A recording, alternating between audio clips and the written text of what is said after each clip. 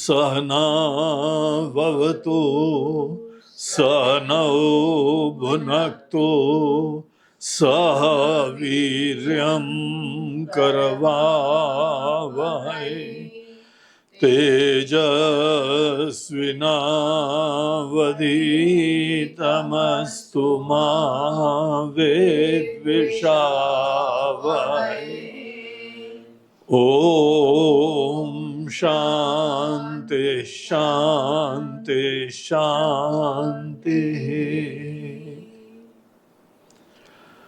ततो जगन्मंगलमंगलात्मना विधाय रामायण कीर्तिमुत्तमा चचार पूर्वाचरितं रघुत्तमो राजर्षिवर्यैरभिसेवितं यथा। हरि ओम। आइए श्री राम गीता महायज्ञ के हम लोग 17वें पड़ाव पर पहुंचते हैं। ये हम लोग का 34 दिन का अनुष्ठान चल रहा है, जिसका समापन विजयदशमी के दिन होना है। और इस पूरे महीने में हम लोगों ने भगवान श्री राम और लक्ष्मण जी के बड़े दिव्य संवाद का चिंतन का संकल्प किया है। यहाँ पर जब से लक्ष्मण जी ने भगवान श्री राम के चरणों में, अपने प्रभु के चरणों में ये निवेदन करा कि भगवान हमको अज्ञान के सागर से परे जाने का मार्गदर्शन दीजिए। यहाँ पे संसार में, दुनिया में बड़ी कृपा है, सब आशीर्वाद है, सतत आपकी सेवा का सौभाग्य मिल रहा है। लेकिन रह रह के ये बात मन में आती है कि हम कौन है, दुनिया क्या है। प्यार से काम करना, भक्ति से सेवा करना, ये तो एक बहुत सुंदर आनंद की बात है। लेकिन जग के हम ये सब काम करें, जगने के बाद क्या करें ये भी हमको नहीं पता है। हम जगने के बाद का प्लानिंग भी नहीं कर सकते, क्योंकि जगने के बाद आप ये थोड़ी रहते हैं। जो व्यक्ति ज्ञान के बाद की प्लानिंग करता है ना, उसको ज्ञान का स्वरूप ही नहीं पता है। ज्ञान में आप वो रहते ही नहीं है। ऐसा ज्ञान हमको होता है अपने बारे में कि वहां पे जीव की कोई प्लानिंग किसी प्रकार से संभव ही नहीं होती है। इसीलिए ज्ञान बड़े मस्ती से, फकीरी से करना चाहिए और आगे कोई प्लानिंग नहीं करनी चाहिए। आप वहां पहुंच जाओ जहां पे जग जाओ, अपने यथार्थ से अवगत हो जाओ, फिर खड़े होके देखना आगे कुछ प्राप्त करने के योग्य है कि नहीं है, हमारे अलावा भी कुछ है कि नहीं है। इसीलिए कोई प्लानिंग नहीं करनी चाहिए। जब तक हमारी प्लानिंग करनी है की बातें होती हैं, ये बड़ा अच्छा है, बड़ा सौभाग्य है, भगवान करें ये करते रहें। जैसे कई पति पत्नी बोलते हैं ना, 7 जन्मों का साथ रहे। अब सोचो, 7 जन्मों का साथ मतलब हम भी वही रहेंगे, आप भी वही रहोगे। तो ये चीज जो है, हम वो ही रहेंगे, ये आत्म के ज्ञान के अंतर्गत ये चीज ही पूरी निराधार हो जाती है। आप अपने आप को ऐसा डिफाइन मत करिए कि आप वही के वही रहेंगे। यही आत्मज्ञान में जाना जाता है कि हम मूल रूप से क्या हैं, और आज हम जो भी अपने आप को समझ रहे हैं, अपने यथार्थ से अनभिज्ञ रहते हुए ये बेस्ट पॉसिबल संभावना हमको दिख रही है। तो इसीलिए ऐसे लक्ष्मण जी ने ऐसा सुंदर प्रश्न करा और उसके उपरांत तो राम जी ने तो पूरा जो है वो वेदांत के अनेक रहस्य, और वो भी प्रारंभिक रहस्य, वो भी शिष्य की मनस्थिति बताने के रहस्य, तो बहुत आवश्यक चीजें हैं, बहुत महत्वपूर्ण है। तो ऐसे सब रहस्यों में हम लोगों ने भी बड़ी फुर्सत से विचार करा है। इसीलिए 17वें दिन में अभी 24वें श्लोक पे खड़े हुए हैं। तो 24वें श्लोक में हम लोग कल देख रहे थे कि यहाँ राम जी बोलते हैं कि लक्ष्मण, ये जो हमने बात बताई है ना कि रत्ती मात्र भी कर्म के साथ इस ज्ञान का समुच्चय नहीं होता है, ब्रह्म ज्ञान का, आत्म के ज्ञान का। ये सिद्धांत केवल आत्मज्ञान के लिए अप्लाई होता है। शास्त्र के ज्ञान में, भगवान की भक्ति में, योग के अभ्यास में, समाज सेवा में ये कोई भी अप्लाई नहीं होता है। ये केवल यहाँ पे अप्लाई होता है जब व्यक्ति आत्मा का ज्ञान प्राप्त करने वाला हो। देखिए, कोई भी कर्म होता है ना, वो खंड में होता है। हम करता है, कोई यहाँ पे ऑब्जेक्ट ऑफ हमारा कर्म है, कोई गोल है, और उस चीज का कोई बाहरी लिमिटेड साधन है। तब जाके इस खंड में, इसको वेदांत में कहते हैं त्रिपुटी के अंदर। त्रिपुटी ये 3 चीजों का विभाजन है। समस्त कर्म इसी त्रिपुटी के अंदर होते रहते हैं। हम सुनने वाले हैं, सुनने वाली ये वस्तु है और ये सुनना हो गया। हम खाने वाले हैं, ये खाने की वस्तु है और ये खाना हो गया। हम अनुभव करने वाले, ये अनुभव के विषय। जब तक ये तीनों चीज का खंड नहीं होगा, ये अलग अलग नहीं होंगे, कैसे कर्म हो सकते। और ज्ञान में क्या होता है, ये खंड का आधार क्या है, खंड का अधिष्ठान क्या है। हम यहां पे कर्ता बन गए, भोक्ता बन गए, अनुभव करने वाले हो गए। इससे पहले हम क्या थे? और जो भी चीजें यहां दिखाई पड़ रही हैं, इनकी रियलिटी क्या है? तो यहां पे हम लोग इस खंड को यथार्थ रियलिटी दे के फिर आगे नहीं चल रहे हैं। हम इस चीज को क्वेश्चन कर रहे हैं, हम इसकी गहराई में जा रहे हैं। हर बार हम लोग कोई ना कोई चोला धारण करते हैं और थोड़े दिन बाद खेल वेल के अनेकानेक अनुभव करके, पुराने कर्मों का क्षय करके, नए कर्मों की टोकरी भर भरा के फूलों से फिर उसके उपरांत किसी मंदिर में पहुंच जाते हैं, कोई पूजा पाठ करने के लिए, आराधना करने के लिए। तो यहां पर जो सब चीजों का आधार है, ये जन्म लेने से पहले हम क्या होते हैं। और जन्म लेने से पहले आप कोई व्यक्ति होते हैं, ये मत सोचना, ये गलत है। आप हो सकता है व्यक्ति ना होते हो।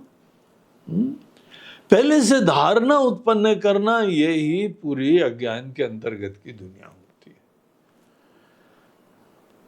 तो यहां पर इस चीज के बारे में अगर लक्ष्मण खुला चिंतन करना है, तो ये खंड एक बहुत बड़ा प्रॉब्लम है। हम लोग आदत पड़ गई है खंड के अंदर जीते जीते सदैव अपने से पृथक चीजों पे आश्रित होते हैं, पराधीन होते हैं, उसी का महत्व होता है।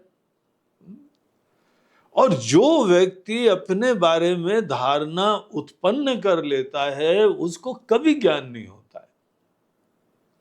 धारणा ही यथार्थ के ज्ञान की दुश्मन होती है। अगर आपने कल्पना कर ली, तो कल्पना ज्ञान का विकल्प है।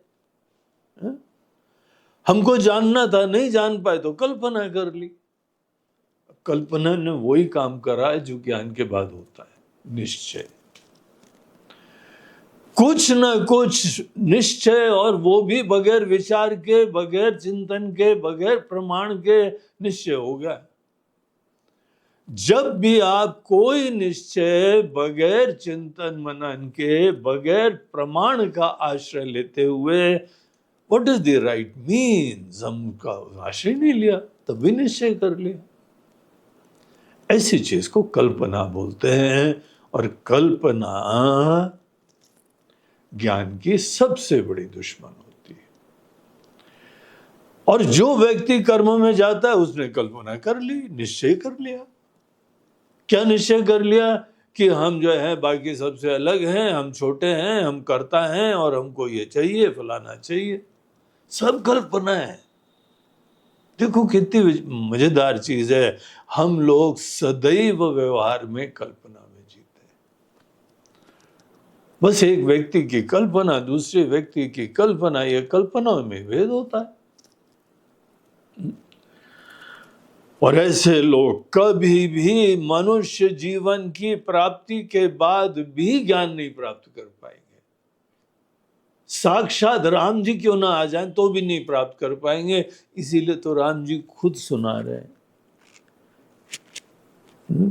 मेरे प्रिय शिष्य, भाई भाई नहीं बोलते हैं, ये रिश्ता सदैव नहीं जोड़ना चाहिए। रिश्ता का इतना बड़ा बोझा होता है कि कोई संन्यास भी ले लेता है ना, बोलता है ये गुरु भाई है, ये गुरु माता है। अरे यार, ये माता पिता भाई बहन, ये तुम वहां पे सब छोड़ छाड़ के भी खींचते रहते हो। क्या ये भाई बहन के अलावा तुम कुछ सोच भी नहीं सकते हो? हाँ, गुजरात में नहीं सोच सकते हैं, वहां सदैव ये बहन ये भाई। लेकिन यहाँ पे सदैव हमको भाई बहन सोचना, यही एकमात्र रिश्ता है। अगर केवल भाई बहन देखते हो ना, तो तुम शरीर की विशिष्टताओं को भी नहीं छोड़ते हो। शरीर के लिंग का भी तुमने आत्मा पे आरोपण करा हुआ है। ये स्त्री है, ये पुरुष है, और ये इतना ही है, ये छोटा है। अरे ठीक है, एक लेवल के ऊपर कोई स्त्री है, कोई पुरुष है, लेकिन गहराई में सब एक ही हैं। कब तक पकड़े रहोगे? जो आदमी स्त्री पुरुष को बहुत ज्यादा पकड़ता है, और जो बहुत ज्यादा आग्रह करता है स्त्री, अरे चुड़ैल है, चुड़ैल। एक ग्रंथ में लिखा था, इसलिए हम बोल रहे हैं भाई। डाकिनी शाकिनी, पता नहीं क्या क्या वर्ड सभी यूज कर डालते, इतने डरे हुए हैं स्त्रियों से। अरे जो डाकिनी शाकिनी, उसी ने तुमको जन्म दिया है, वही तुमको दुनिया में लाई है। तो ये डाकिनी शाकिनी से इतना क्यों आतंकित हो रहे हो? तुम्हारा लालन पोषण करा है, जब बिल्कुल ही ढीले ढाले कुछ नहीं थे, उन्हीं हाथों ने तुम्हारा देखभाल करी है, स्नेह से तुमको जो है खिलाया पिलाया है। और आने के बाद क्यों कि डाकिनी शाकिनी वो नहीं है, तुम्हारी दृष्टि ऐसी है। तुम स्त्री से नहीं डरते हो, अपनी दृष्टि से डरते हो। ये जो बुरखे वाले परंपरा है ना, वो स्त्रियों से थोड़ी डरते हैं, वो अपनी कामुकता से डरते हैं। यार कवर कर लो ना प्लीज अपनी शक्ल को, हमें कुछ हो जाता है। बोलते हैं यार तुमको ना हो, ये तुम्हारी अकल होनी चाहिए। नहीं नहीं, हो जाता है यार, कुछ ना कुछ हो जाता है हमको, हम फिसल जाते हैं। तो तुम टोटली शक्ल को कवर करते रहो तो हम फिसलेंगे नहीं। देखो तुम ही सेफ रहोगे, क्योंकि हमको बात नहीं है। देखो हमारे जब कुछ हो जाता है तो हमारे अंदर भूत सवार हो जाता है, हम क्या कर सकते हो पता नहीं होता है। For your own safety. यहाँ पे आदमी किससे डर रहा है? कोई लिंग विंग का भेद नहीं होता है। हमारी वेदों में अनेकों ऐसी मनीषियां थी जो कि ज्ञान ब्रह्म ज्ञान दिया करती थी। एनीवे, स्त्री हो, पुरुष हो, कर्ता हो, भोक्ता हो, सब चीजें हमारी धारणाएं होती है। अब जब भी आपको असलियत जानने की प्रेरणा हो तो इनको गौण करना आना चाहिए। इन सब चीजों को कोई करता नहीं है, कोई भोगता नहीं है, कोई मनुष्य भी नहीं है, हम भारतीय भी नहीं है, हिंदू भी नहीं है।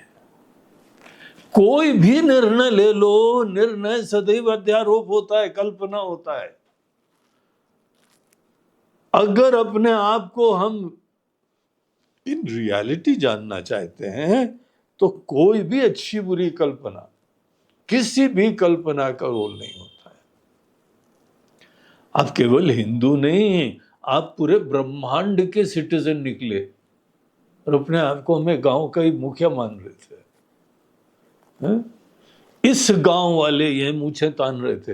अरे मूछे ठीक है, तानते रहना, लेकिन ये तो समझो तुम पूरे वर्ल्ड के सिटीजन हो, बड़े हुए कि छोटे हुए, हैं?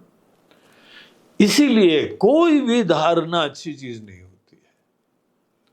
कर्म के क्षेत्र में धारणा उत्पन्न करने के बाद ही, धारणा की टोपी पहनने के बाद ही कर्म करते हैं। I am an Indian citizen, हम तो फौजी हैं, फौजी। अब फौजी होने का भी बहुत गर्व होता है लोगों को। एक बार फौज में चले जाते हैं ना, जीवन भर रिटायर ही नहीं होते हैं। शरीर टायर्ड हो जाता है लेकिन वो रिटायर नहीं होते हैं, क्योंकि स्वाभिमान हो जाता है।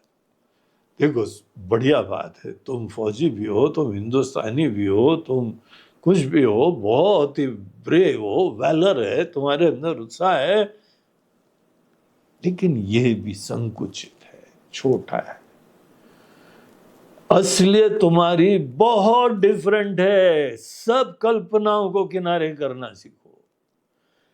जिसने अगर एक कल्पना से आइडेंटिफाई कर लिया, उसको रियलिटी अपनी कभी नहीं पता लगेगी, वो अपने पैर पे कुल्हाड़ी मार लेगा। ब्रह्म ज्ञान ऐसे थोड़ी होता है कि दुनिया भर का कचरा पहले मान के बैठे हुए हो, दुनिया भर के मेडल लगाए हुए, बोलते हैं महाराज जी एक और मेडल चाहिए। ब्रह्म ज्ञान गोल्डन वाला सबसे चमकीला होता है वो।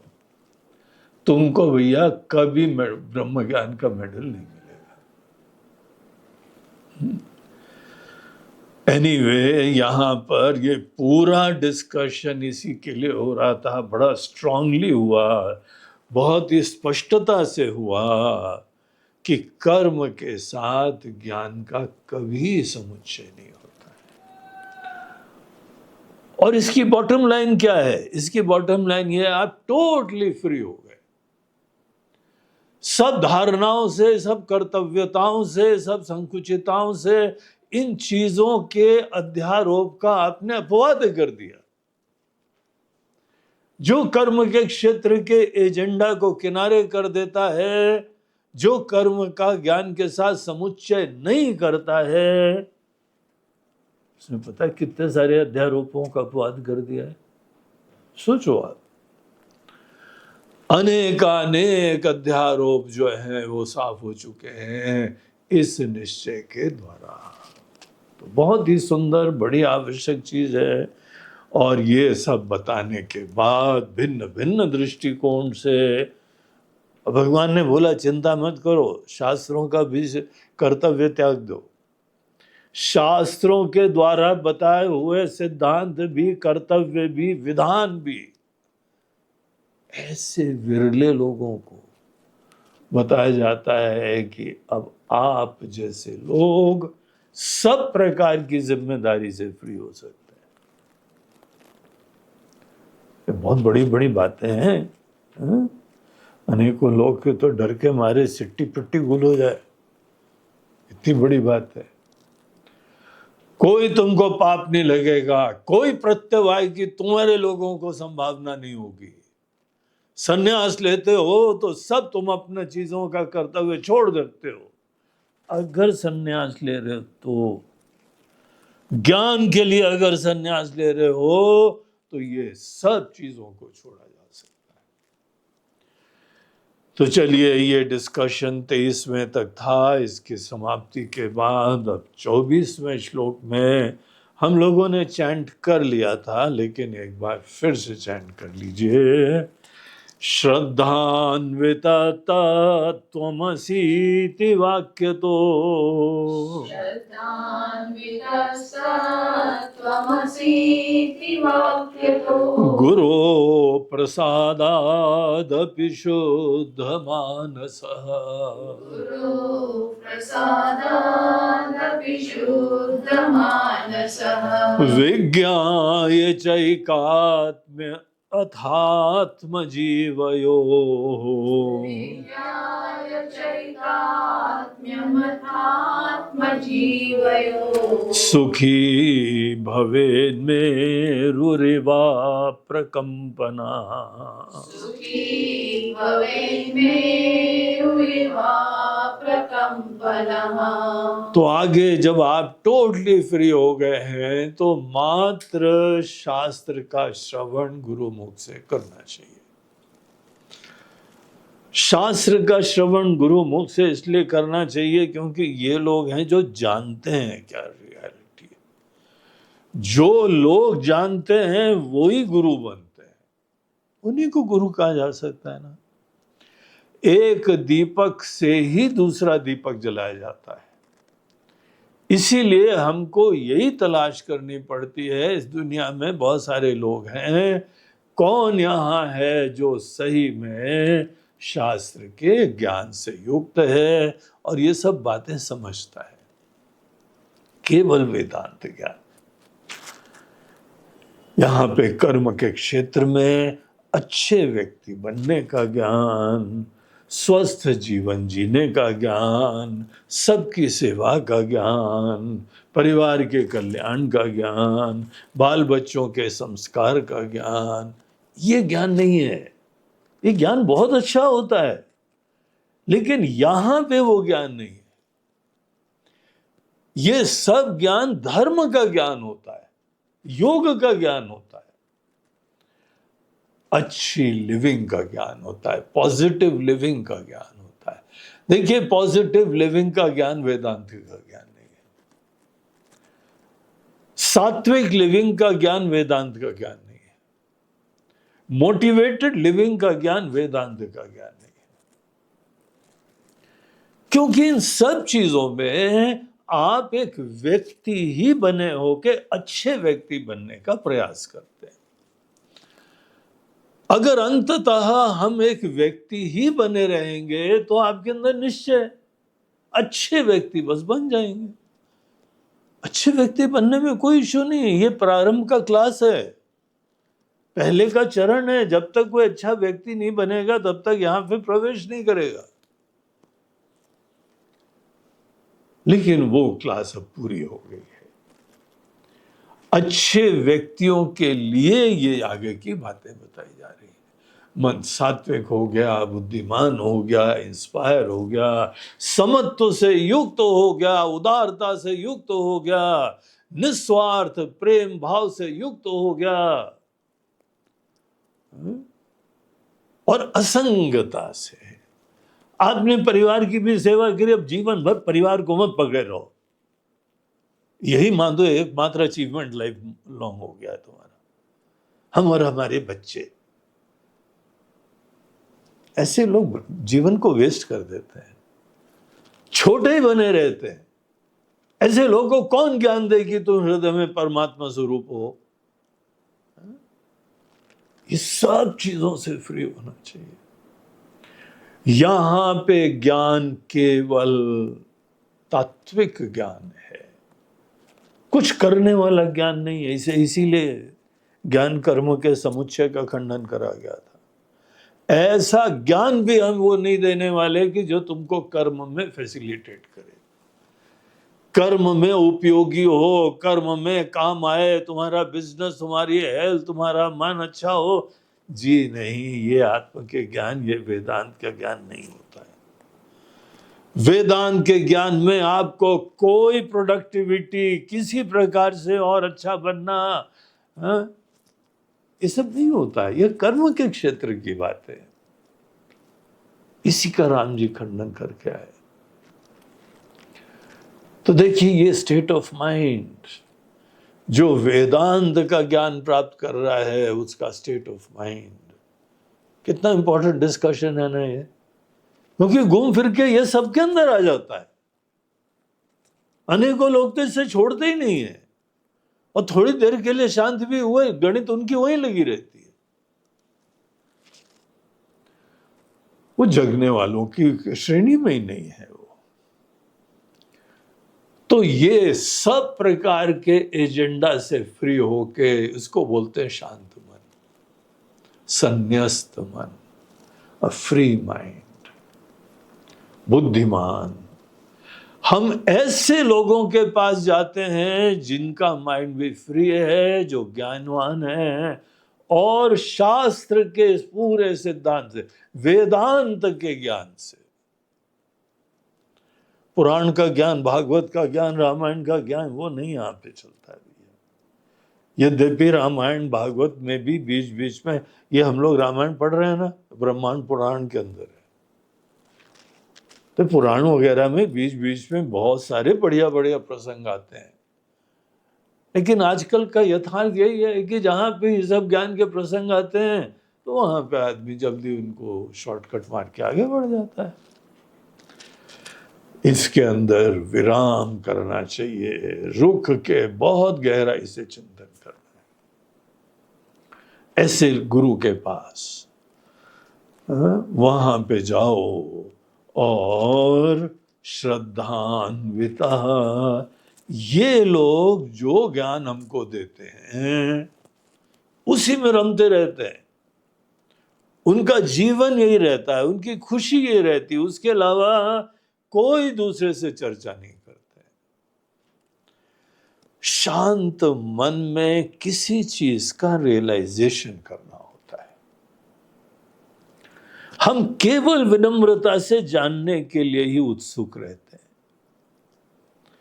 कौन सी चीज यहां हम मिस आउट कर रहे हैं, कौन सी चीज नहीं समझ रहे हैं, ये ही मात्र समझने के लिए वो प्रवृत्त रहते हैं।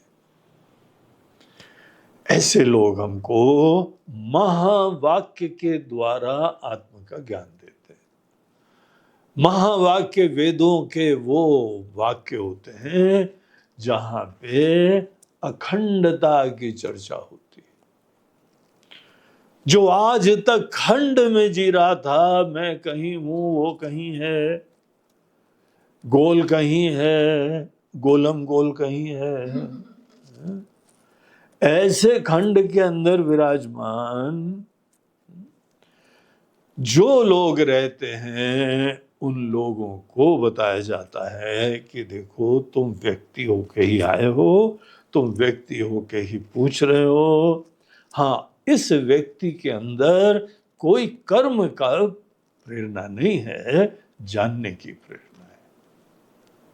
लेकिन व्यक्ति हो ना, और व्यक्ति जिज्ञासु है, वो जानना चाहता है, उत्सुक है, कोई विक्षेप नहीं है करने कराने का।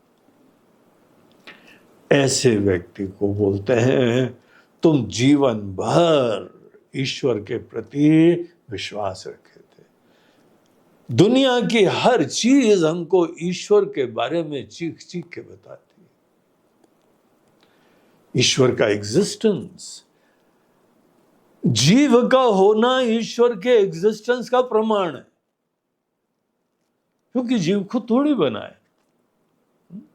आपका यह व्यक्तित्व, आपका शरीर, आपका मन, आपकी बुद्धि, आपकी किडनी, आपका लिवर, आपका हार्ट, सब चीजें कितनी कॉम्प्लेक्स हैं, कितनी अद्भुत सी चीजें हैं। कभी कभी अपनी प्रेजेंस याद दिला देती है। अभी कुछ समय पहले हमारे हार्ट ने हमको याद दिलाई थी अपना, एक छोटा सा एंजाइना का झटका आया था, वो अंदर से बोल रहा था मैं भी हूं, हमारी कृपा से गाड़ी चल रही है। इतना कॉम्प्लेक्स। हमारी एंजियोग्राफी हुई तो वहाँ पे डॉक्टर ने हमको स्क्रीन पे दिखाया, ये स्वामी जी आपका हृदय है, ये धड़क रहा है, ये यहाँ नस है और इस नस के अंदर थोड़ा सा माल पानी आ गया है, ज़्यादा खाया क्या?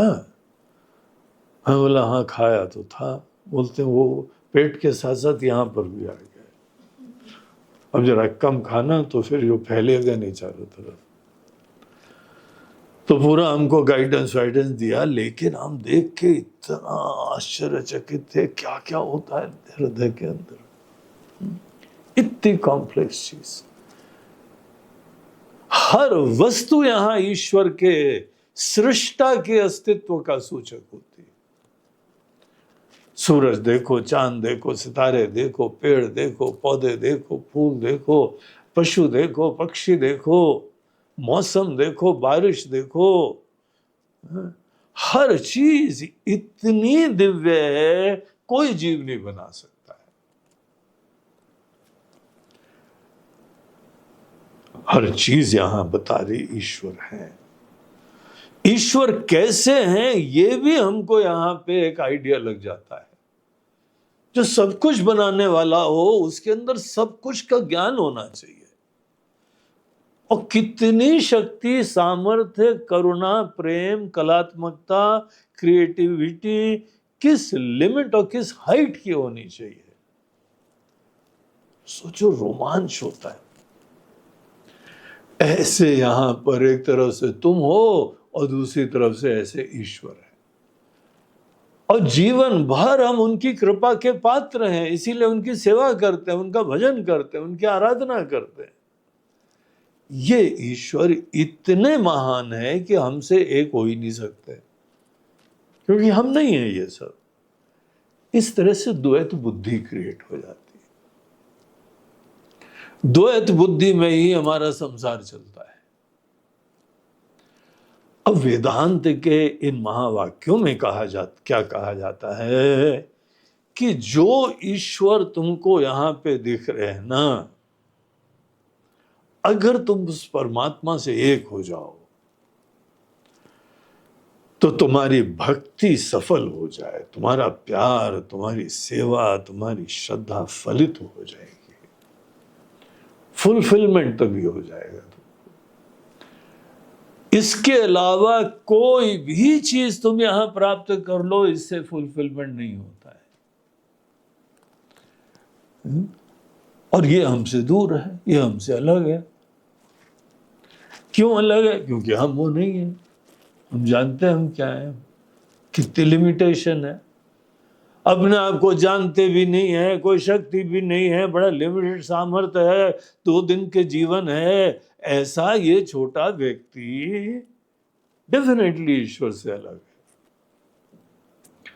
अब ये हमारे गुरुदेव जिनके पास हम गए, जो कि श्रोत्रिय ब्रह्मनिष्ठ हैं, वो हमको बोलते हैं बेटा यही वाक्य है। इस वाक्य का, तत्त्वमसि वाक्य का, और ऐसे ही कुछ चारों वेदों के 4 प्रकार के वाक्य प्रसिद्ध है। वाक्य तो और भी हैं, वही मीनिंग को कन्वे करने वाले, यही अखंडता के अर्थ का बोधन करने वाले और भी वाक्य हैं, लेकिन 4 महावाक्यों को चुना गया है स्टडी के लिए। उनमें से भी जो उपदेश वाक्य होता है वो तत्त्वमसि होता है। अगर तुमने जीवन में तत्त्वमसि महावाक्य का अर्थ जान लिया तो समझ लो तुमने जीवन का रहस्य समझ लिया, आत्मा का ज्ञान तुमने प्राप्त कर लिया। इतना पोटेंट वाक्य है, इतना पोटेंशियल, शक्तिशाली, समर्थ ये वाक्य है। तो हम लोग इसी की स्टडी चालू करेंगे। श्रद्धान्वित तत्त्वमसीति वाक्य, तो श्रद्धा से युक्त होके, देखिए श्रद्धा यहां पे पूर्व धारणा नहीं है।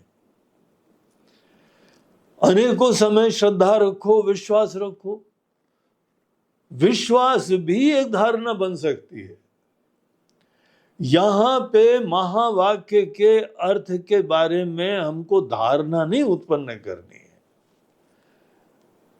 यहां पे श्रद्धा का स्वरूप होता है इस चीज को बगैर किसी बाधा के हम समझेंगे, खुले मन से समझना चाहिए। जो यहां बात हमारे ये गुरुदेव बता रहे हैं उसके बारे में कल्पना नहीं करेंगे, न पॉजिटिव न नेगेटिव, धारणा नहीं उत्पन्न करेंगे, खुले मन से सुनेंगे। इस खुले मन से सुनने की मनोवृत्ति को श्रद्धा बोलते हैं। कई बार आपने देखा होगा कोई बात हो रही, नहीं ये तो है ही नहीं, और किसी बातों में हाँ ये बात सही है, बगैर विचारे कई चीजें हम लोग बोलते हैं ये सही है और ये तो गलत है। क्यों? तो बोलते हैं हमको कोई गट फीलिंग हो रही है। अब गट फीलिंग मतलब अंदर की कोई भावना हो रही है, इसीलिए हमको ये चीज जो है वो स्वीकार नहीं है। उसको श्रद्धा नहीं बोलते हैं कि आपने पहले से धारणा उत्पन्न कर ली। ऐसे खुले मन को कि देखें ये क्या कहते हैं, क्या बताते हैं, हमारे धारणाओं के टोटल विपरीत होगा तो भी हम सुनेंगे, विचारेंगे। इसको यहां पे श्रद्धा बोलते हैं ऐसी श्रद्धा से ईश्वर से एकता का जो भी प्रतिपादक वाक्य है उस चीज का गुरु प्रसादात् अपि शुद्ध मानसा, गुरु की कृपा से उनका स्नेह हो, उनका प्रेम हो, उनकी करुणा हो, उनका जो है इच्छा हो, उनका संकल्प हो जाए हमको पढ़ाने के लिए, हमको वो स्वीकार करें एक अच्छे स्टूडेंट की तरीके से, और इस तरीके से अपना बहुत वैल्यूबल समय हमारे लिए वो इन्वेस्ट कर रहे हैं, वो मेहनत कर रहे हैं हमारे लिए। जब गुरुदेव हमारे लिए मेहनत कर रहे हैं तो हम उनके कृपा के पात्र हैं, उनकी प्रसाद की प्राप्ति हो रही है। देखो हम तो केवल श्रवण कर रहे हैं, मेहनत वो कर रहे हैं, कितनी कृपा है। हमारे अंदर संशय, हमारे अंदर अज्ञान, हमारे अंदर भ्रम, उसको दूर करने के लिए चिंतन कर रहे हैं, मनन कर रहे हैं, प्रमाण ला रहे हैं। इससे बड़ी और कौन सी कृपा होगी। जैसे एक अच्छा डॉक्टर, आपको बीमारी है, वो चिंतन कर रहे हैं, वो अध्ययन कर रहे हैं, किताबों को रेफर कर रहे हैं, कहीं पे कॉन्फ्रेंसेस कर रहे हैं, अनेकों प्रकार का शोध कर रहे हैं कि आपकी इस प्रकार की बीमारी का निदान क्या हो सकता है। देखो उनका यही स्नेह है, यही कृपा है।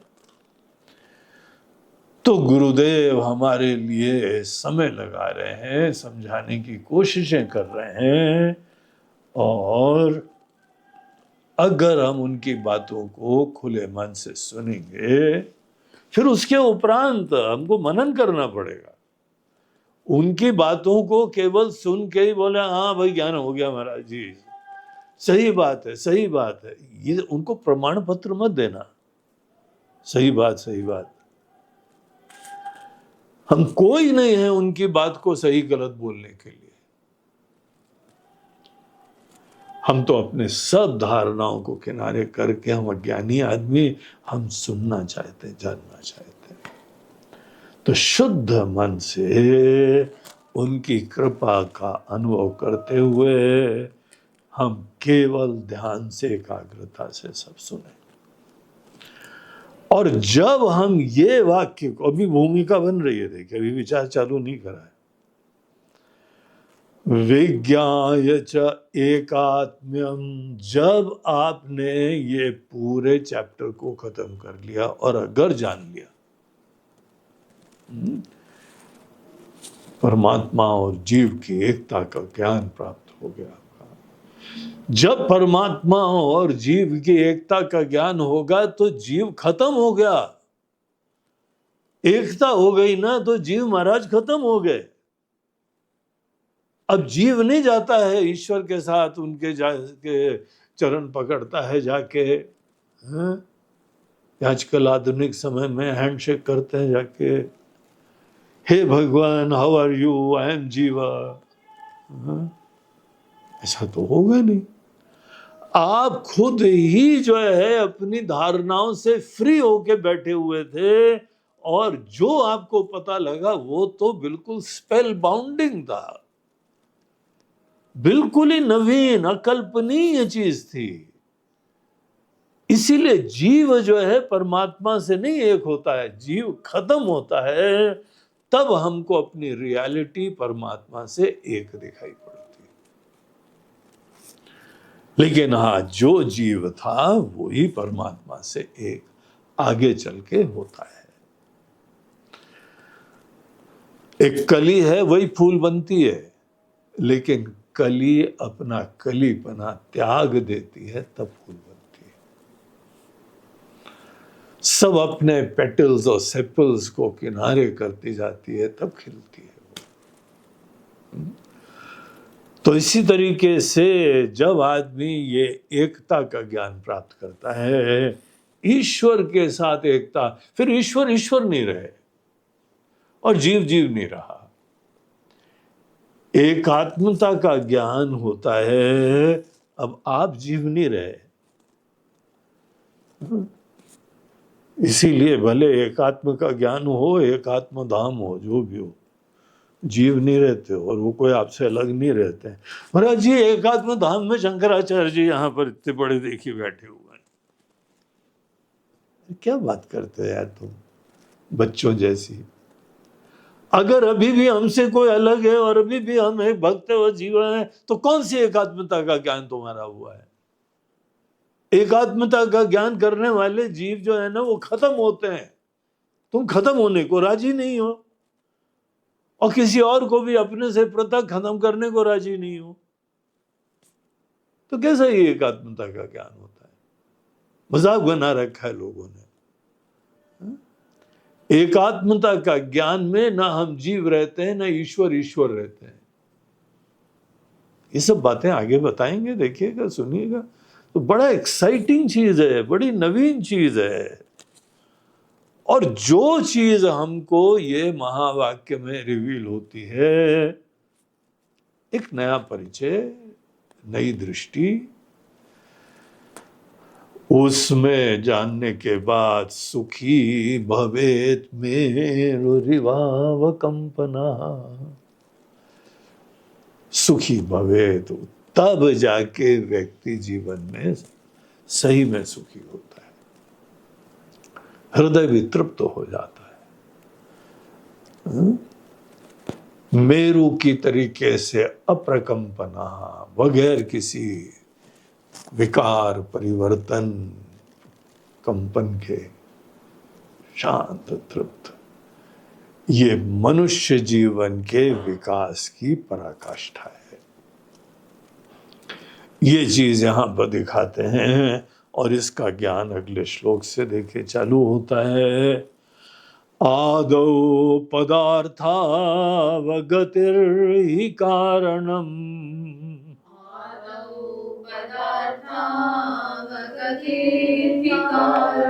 वाक्यार्थ विज्ञान विधौ विधानता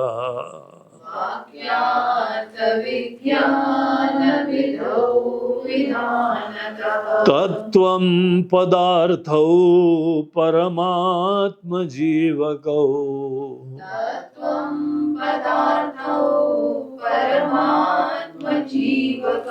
असीति चैकात्म्यमथानयोर्भवेत्।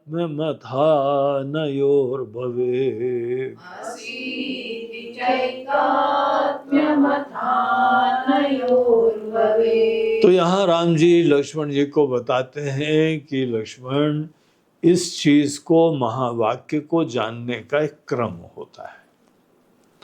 सबसे पहले तुमको तत् त्वम असि, यहाँ पे तीन जो है वो शब्द हैं, इन तीनों का सबसे पहले तुमको पदार्थ जानना चाहिए।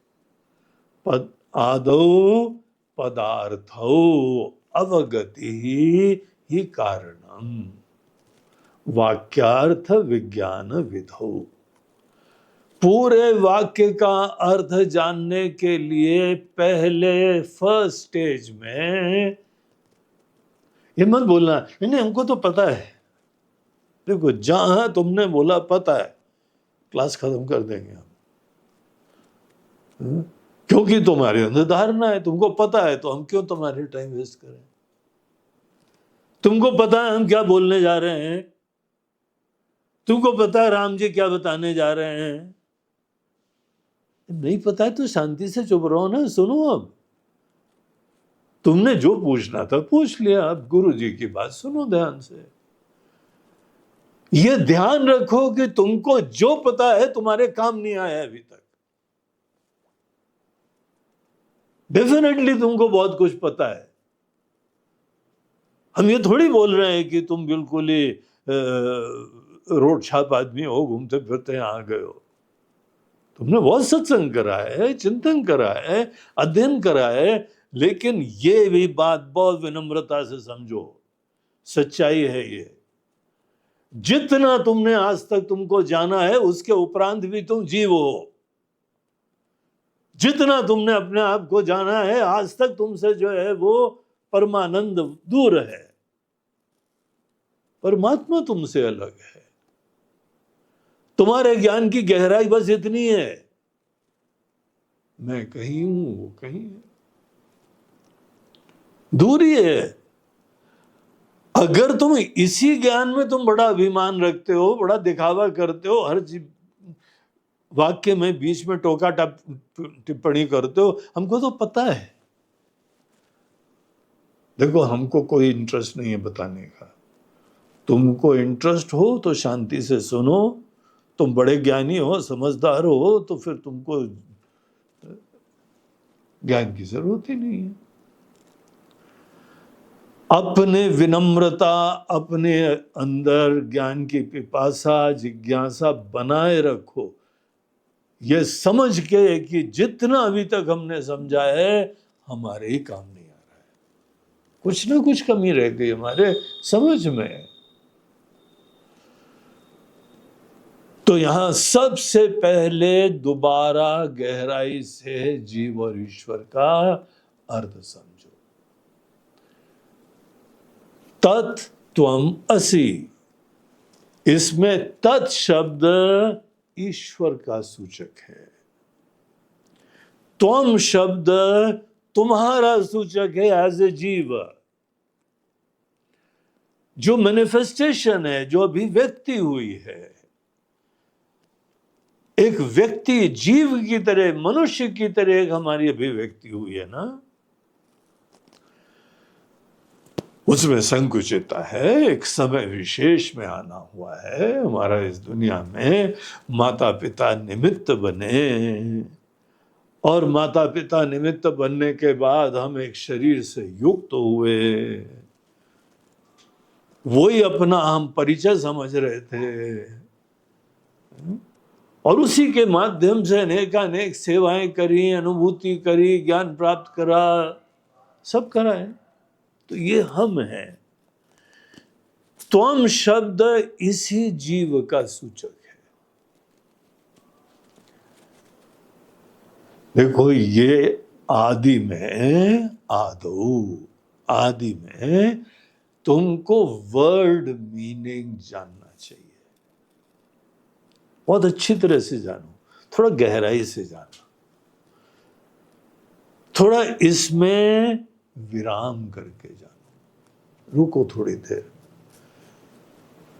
इंप्लीकेशन समझो, इसका मीनिंग गहराई में समझो। जो व्यक्ति पदार्थ का ज्ञान अच्छी तरह से प्राप्त करता है वो व्यक्ति रियलिस्टिक रहता है, यथार्थवादी रहेगा। और ऐसे व्यक्ति को जो ज्ञान प्राप्त होगा वो अपरोक्ष होगा। पदार्थ के ज्ञान की बड़ी महिमा होती है। वर्ड मीनिंग, इसको सिंपल शब्द में कहो कि आज जो है, आज जो हमको दिख रहा है, आज जो हमको अनुभव हो रहा है, वर्ड मीनिंग वही होता है। आप जीव शब्द का डिक्शनरी में मीनिंग देखो तो जो दिखाई पड़ता है वो वर्ड मीनिंग है।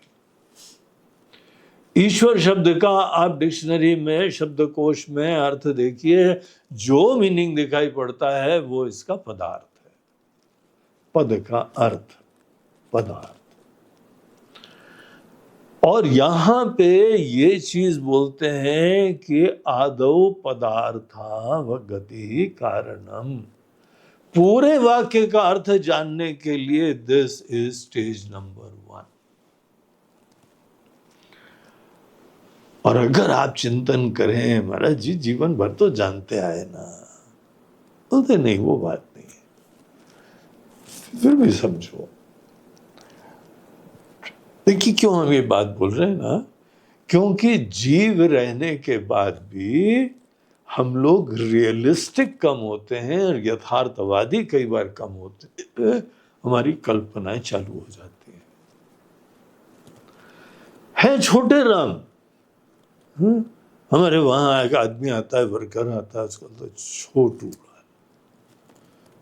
छोटू बड़ा अच्छा काम करता है, बड़ी अच्छी सेवा करता है, अभी बीमार हो गया, अभी आ नहीं रहा है।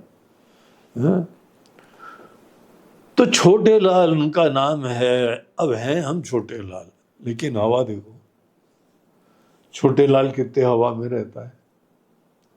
हम जीव हैं, लेकिन अपने बारे में धारणा तो देखो। अगर हम जीव के पदार्थ को नहीं देखेंगे ना, तो जीव के बारे में ही अनेकानेक कल्पनाएं विराजमान हो जाएंगी। आदि में पदार्थ का अर्थ देखने का आशय होता है कि तुम जरा रियलिस्टिक रहना। तुम बड़े हवाबाजी हो, उड़ जाते हो, बड़ी हवा में रहते हो, कई बार हो छोटे लाल और सोचते हो बड़े लाल हैं। अरे कैसे बड़े लाल हो यार, अपनी रियलिटी को समझो। जो देख रहे हो ना, जो आज अनुभव का विषय है, उसको पदार्थ समझो। देखिए इसको हम जोर दे रहे हैं थोड़ा सा। क्यों जोर दे रहे हैं पता है आपको? जिस व्यक्ति का ज्ञान अगर वहां से चालू होता है जो दिख रहा है, उसकी पूरी ज्ञान की यात्रा में आपको सतत दिखता रहेगा, ये गारंटी हो जाती है। अगर प्रारंभ में ही आप धारणा कल्पना से चालू करो, विश्वास से चालू करो, ठीक है, विश्वास यहां पे जीवन भर काम दिया हमको, लेकिन ज्ञान की पद्धति में, ज्ञान के पथ पे आपको यहाँ पे और कोई विश्वास धारणा नहीं रहनी चाहिए।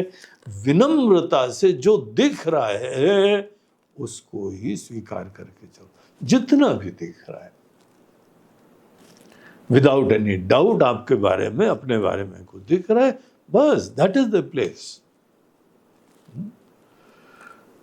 उसके अंदर कोई संभावनाएं, कोई विश्वास, कोई कल्पना नहीं आनी चाहिए।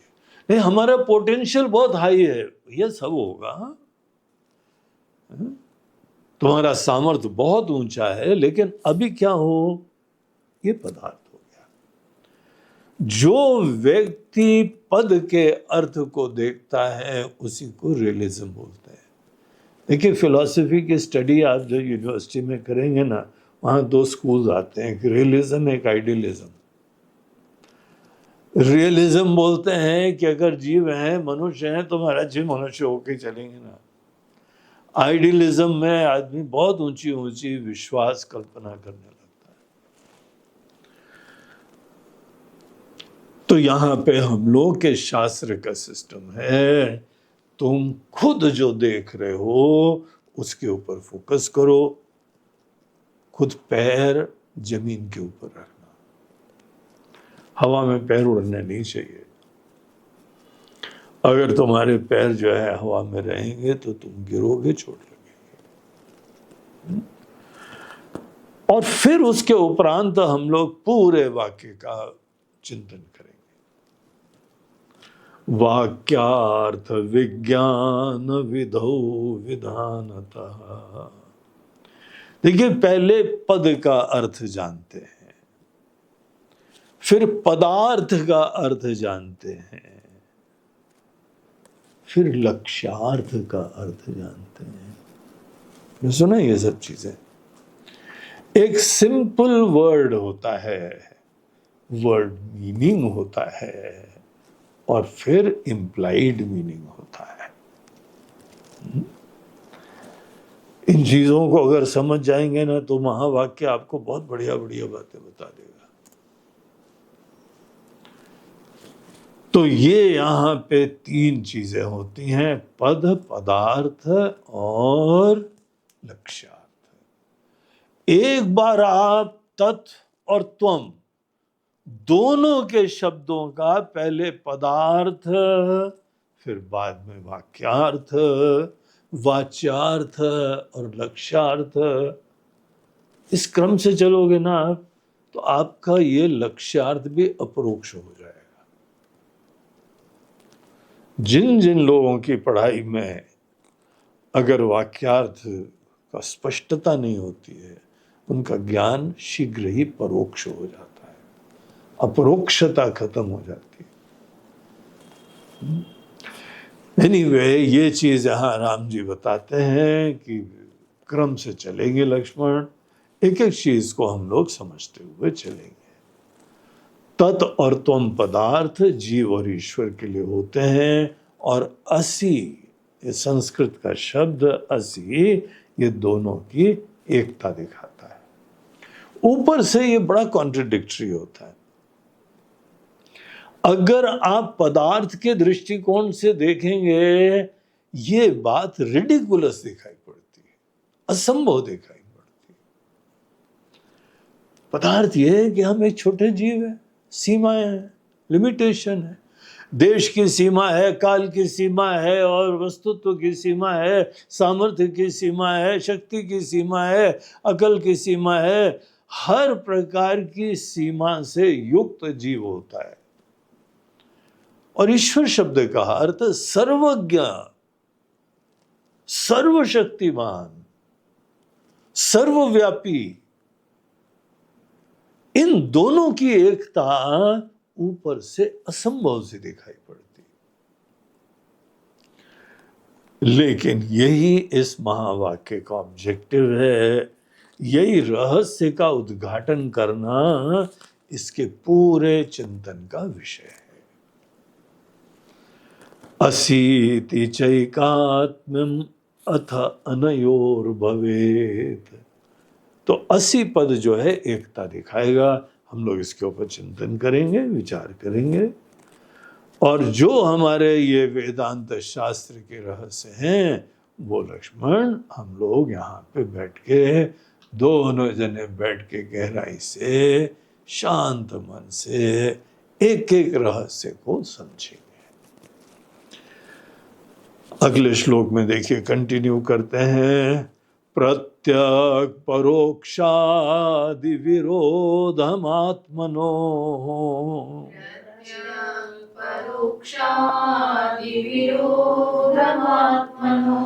विहाय संग्रह्यतयोश्चिदात्मताम्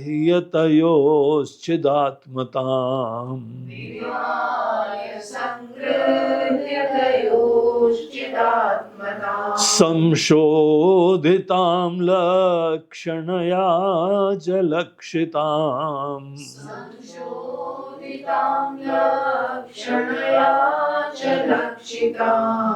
ज्ञात्वा स्वमात्मानमताद्वयो भवेत्।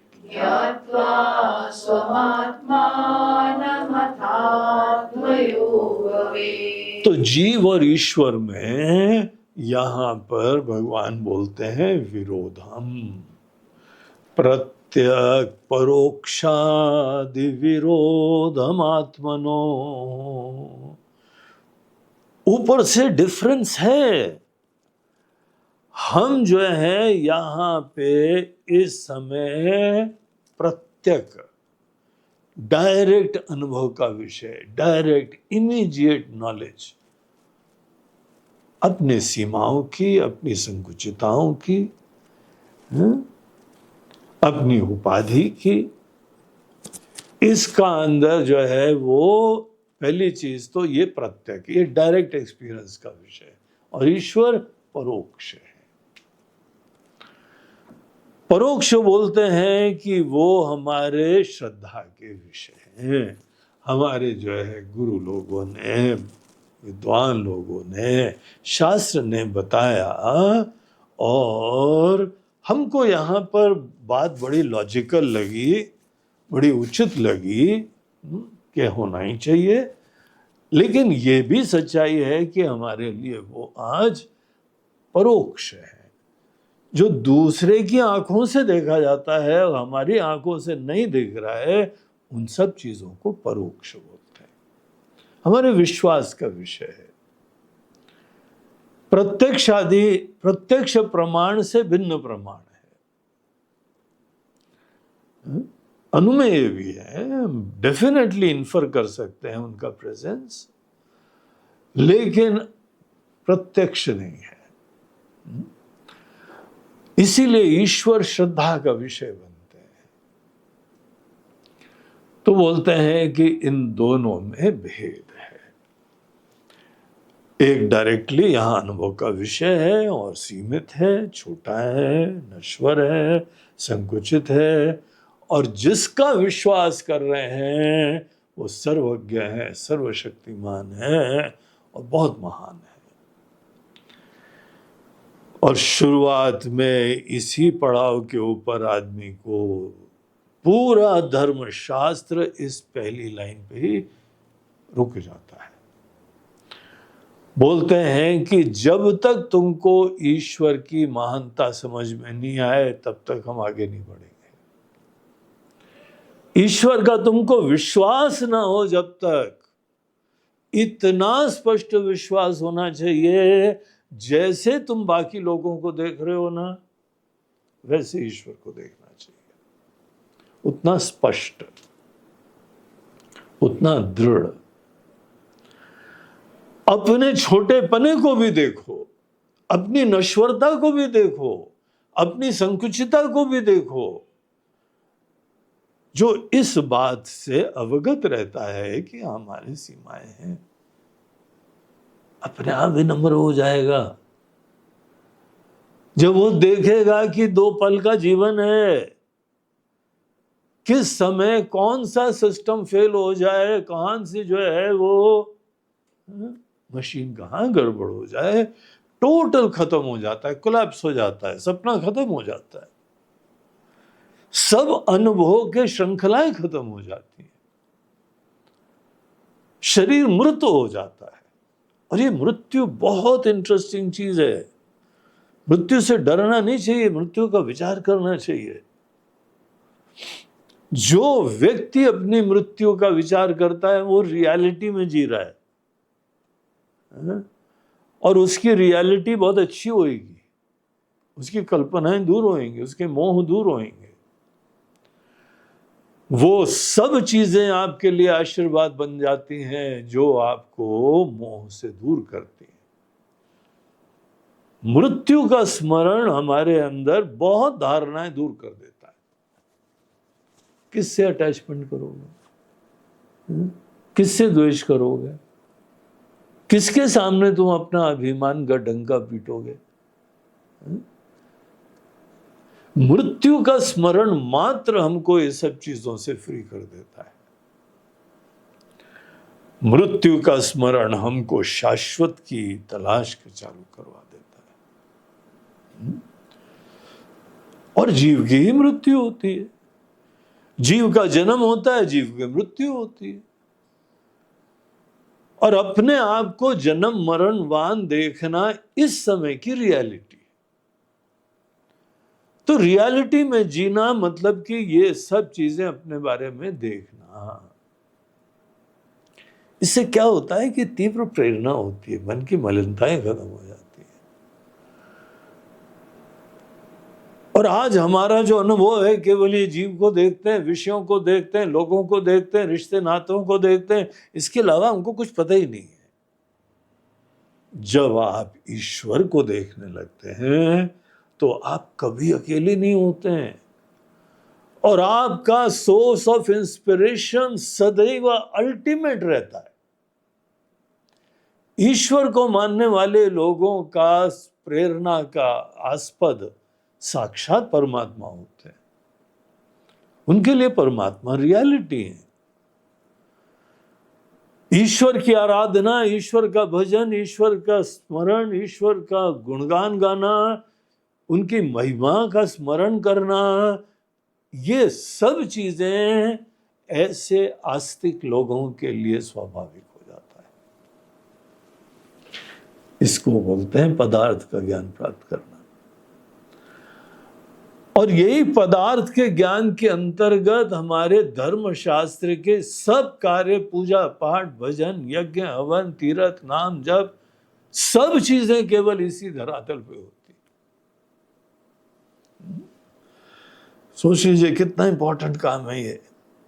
इनफैक्ट लाइफ लॉन्ग कई लोग इसी लेवल के ऊपर रहते हैं, लाइफ लॉन्ग रहते हैं, उनके अंदर भी धारणा हो जाती है, इसलिए लाइफ लॉन्ग रहते हैं, नहीं तो ज्यादा दिन नहीं टिक पाओगे। अपने आप ही इससे दूर जाने की इच्छा होगी। अगर तुम सही में भगवान से प्यार करते हो ना, जिससे भी प्यार करते हो, उसको जानने की भी इच्छा होगी और उससे एकता की भी इच्छा होगी। ज्ञान की यही, प्रेम की यही रीति होती है कि जिसके प्रति मन के अंदर प्रेम भाव हो, उसको जानने की प्रेरणा होती है और उससे दूरी अच्छी नहीं लगती है। हमको तो आश्चर्य होता है, कई लोग जीवन भर भगवान का भजन पूजन करते हैं और एकता के लिए प्रेरणा नहीं हो रही है ना, कुछ दाल में काला, उनका प्रेम ही खोटा है। ये कौन सा प्रेम भगवान से कर रहे हो कि आज तक भगवान से एक होने की, मिलने की, जानने की इच्छा ही नहीं हो रही है तुम्हारी। अगर भगवान की भक्ति में भगवान को गहराई से जानने की प्रेरणा नहीं हो रही है तो तुम झूठ में जी रहे हो, केवल खोट में जी रहे हो, नाटक में जी रहे हो। यही स्वाभाविक परिणति होनी चाहिए। जिससे भी 2 दिन बड़ा प्रेम से मिलो, अपने आप ही जो है निकटता प्राप्त करने की इच्छा होती है। शुरुआत में आदमी भगवान को देखे, महिमा देखे। पहली बात, ऐसे लोग दूसरा को देखेंगे नहीं, इतनी ग्लोरियस चीज है। सतत प्रेम होता जाएगा और उनसे ईश्वर के दर्शन से, ईश्वर के साकार दर्शन से, गुणात्मक दर्शन से, ईश्वर के गुणों को देखो, ईश्वर की कर्म को देखो, ईश्वर की महिमा को देखो, बहुत दिन तक तुम जीव नहीं रहोगे। और दुनिया में कोई भी युग चल रहा हो, कलयुग हो, दुष्ट हो, तुम्हारे लिए टाइम नहीं रहेगा कि भगवान का गुणगान देखने वाले कभी कोई राक्षसों का सोचते हैं क्या? और महाराज जी वो देखो कितना दुष्ट आदमी निकला और ये बहुत ही दुष्ट है। कई लोगों को दुष्ट चीजों को देखने में बड़ा मजा आता है। अखबार पढ़ते हैं ना, अरे ये मरे और इसने ये लूटा और ये, तुम यार यही क्या पढ़ते रहते हो? महाराज जी रियलिटी में जगते हैं ना। अरे इसी समय यहाँ बड़े देवता लोग भी हैं। यहाँ निश्चित रूप से किसी ने बैंक लूट लिया, ऐसे लोग भी हैं। हत्या कर दी, ऐसे लोग भी हैं। लेकिन तुमको पता है इसी दुनिया में ऐसे लोग हैं जिन्होंने अनेकों को मरते हुए बचाया है, अनेकों लूटपाट से जो है बैंक की रक्षा करी है, अपने जीवन का दांव लगा के अपने देश की रक्षा कर रहे हैं। तुमको उनका कभी स्मरण नहीं आता है? कई बार तो अखबारों का नाम देने की इच्छा होती है, लूट टाइम्स, चोरी टाइम्स, असुर टाइम्स। तो केवल वो ही चर्चाएं करते हैं। एक अखबार वाला बोल रहा था, महाराज जी अगर ये सब नहीं करें तो लोग पढ़े ही नहीं। ऐसी चीजें चक्कर में लोग पढ़ लेते हैं और तभी हमारे अखबार बिकते हैं। भगवान को देखने वालों को ऐसी किसी चीज को देखने का महत्व ही नहीं रहता है, और होता भी है तो उसकी अलग लाइट में देखते हैं। तो ईश्वर और जीव दोनों की रियलिटी को देखो, और यहां से हम लोग यात्रा प्रारंभ करेंगे। तो आज आप इस चीज के ऊपर और चिंतन करिए। जीव की रियलिटी और ईश्वर की रियलिटी दोनों को आज जो अनुभव कर रहे हैं उसी का खूब गहराई से स्मरण करो। आप भक्त हो जाएंगे, भक्ति अलग से नहीं रहेगी। महाराज जी भक्ति की तो चर्चा ही नहीं करी। अरे ये इनएविटेबल होता है। आप ईश्वर के पदार्थ का ज्ञान प्राप्त करिए, आपके मन के अंदर आदर सत्कार, भजन, महिमा का ज्ञान, इसके अलावा कुछ नहीं होगा। ये स्वाभाविक होता है। सेवा करोगे, भजन करोगे, गुणगान गाओगे, देखो तो वेदांत के ज्ञान में भक्ति कैसी स्वाभाविक हो जाती है। पदार्थ के ज्ञान से भक्ति, विनम्रता, गुणों का स्मरण और यथार्थवादिता, सब चीजें पदार्थ के ज्ञान मात्र से हो जाती है। लेकिन हाँ, इसके आगे भी दुनिया कुछ और है। अगर तुम आगे नहीं बढ़ रहे हो, जीवन खत्म हो रहा है तो भी आगे नहीं बढ़ रहे हो, तुम्हारी भक्ति, तुम्हारी सेवा, तुम्हारी समझ सब खोटी है, किसी काम की नहीं है। एनीवे, ये बात को आप चिंतन आज करिए। कल हम लोग इसी विषय में आगे बढ़ेंगे। ओम पूर्णमदः पूर्णमिदं पूर्णात् पूर्णमुदच्यते पूर्णस्य पूर्णमादाय पूर्णमेवावशिष्यते। ओम शांति शांति शांति। हरि ओम श्री गुरुभ्यो नमः। हरि ओम नमः पार्वती हर हर महादेव। नर्मदे हर, बोलो गंगा मैया की जय। आज का प्रवचन प्रायोजित किया जा रहा है हमारे बंबई के बड़े प्रिय और पुराने भक्त, हमारी संस्था जो भी सेवा चारों तरफ करते हैं उसके कर्णधार श्री अविनाश दत्ता जी।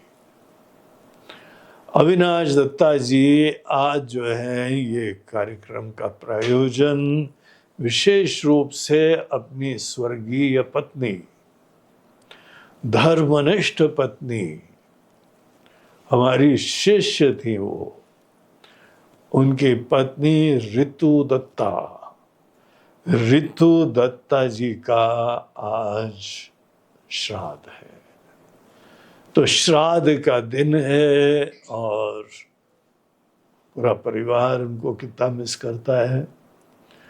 उनकी मधुर स्मृतियां उनके पास हैं, उनको यहाँ पर भी मिस करा जाता है और साथ ही साथ उनकी आगे की गति की प्रार्थना होती है।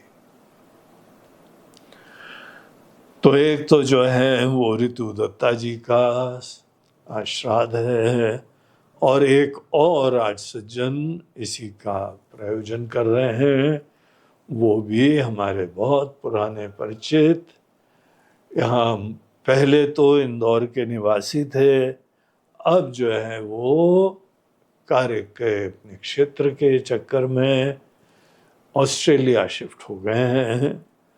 और कीर्ति राज कपूर और उनकी पत्नी अपूर्वा कपूर, वो दोनों जने मिलके अपने सुपुत्र कृषिव कपूर उसके जन्मदिन के उपलक्ष्य में आज ईश्वर से उसके मंगल की कामना कर रहे हैं। इस सत्कार्य के द्वारा, इस आहुति के द्वारा भगवान से प्रार्थना है कि कृष्ण का जीवन मंगलमय रहे, ऊंचाइयों को प्राप्त हो, बुद्धिमान बने। वैसे बड़ा तेजस्वी लड़का है, बड़ा अच्छा है। और अभी हाल में ही ऑस्ट्रेलिया वो शिफ्ट हुआ। पहले उसकी शिक्षा दीक्षा सब यहीं पे चल रही थी, और अब वहाँ पे माता पिता ने घर ले लिया और सब व्यवस्था हो गई, वो लोग परमानेंट सिटीजन बन गए। तो ये सब हो गया, तो सही समय आ गया, तो कृष्ण भी ऑस्ट्रेलिया चला गया। कृष्ण को आज उनके जन्मदिन पे हमारी भी बहुत बहुत शुभकामनाएं और आशीर्वाद। भगवान गंगेश्वर महादेव से उसके मंगल की हम कामना करते हैं, और आश्रम में सब लोग उसको अपना स्नेह भरा, प्यार भरा शुभकामनाएं देते हैं। हरि ओम।